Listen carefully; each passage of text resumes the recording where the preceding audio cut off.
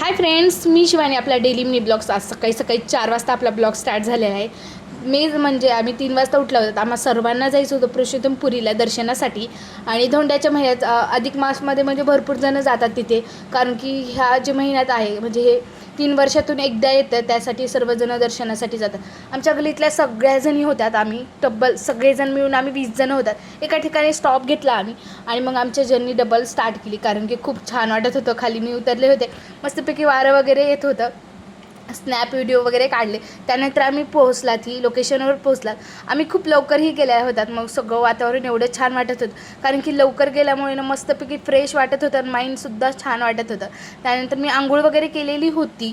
त्यानंतर आम्ही बोटनं इकडच्या किनाऱ्यावर तिकडे गेल्यात, कारण की आंघोळीसाठी. ह्या सर्वांनी आंघोळ केली, मी काही केलीच नाही, कारण की ना मला नको वाटत होतं किंवा पाणी वगैरे थंड. मी हातपाय वगैरेच धुतले आणि मस्तपैकी फोटोज यांचे सगळ्यांचे व्हिडिओज वगैरे काढले.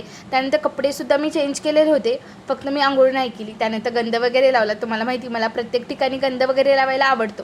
त्यानंतर ना मग मस्तपैकी लाईनीत लागलात. आणि सकाळी सकाळी गर्दी काही नव्हती, 2-3च लाईन होते आमच्या पुढे.